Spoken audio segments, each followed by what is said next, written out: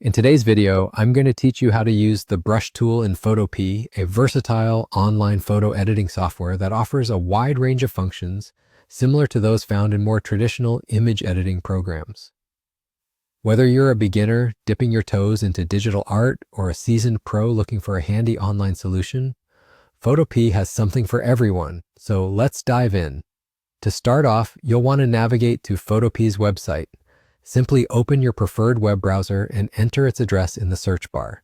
It's a straightforward process, and once you're on the home page, you're ready to begin exploring the myriad of tools available to you. Once you're on the Photopea interface, one of the first tools you'll notice in the toolbar on the left-hand side is the brush tool. To select it, you just click on the icon that looks like a small paintbrush. It's a fundamental tool that's quite indispensable for various tasks, such as drawing or painting digitally. Keep in mind that the brush tool isn't just for painting, it's also used for shading and creating smooth gradients, essential techniques for many creative projects. An important aspect of using the brush tool is understanding its versatility. By clicking on the little gear icon at the top of the window after selecting the brush tool, you can adjust a wide array of settings. From the size and hardness of the brush to the flow and opacity, these settings allow you to have full control over the application of your strokes. This is particularly useful if you're looking to replicate a real-world painting or graphic effect digitally. Another handy feature is the option to change the brush to a pencil or color replacement tool.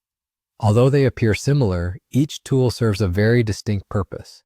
The pencil tool is perfect for creating hard-edged lines, ideal for sketches or outlines.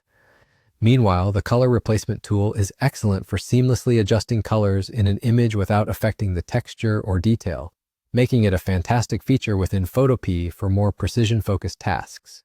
To conclude our tutorial today, let's wrap up with a tip. Regularly save your work.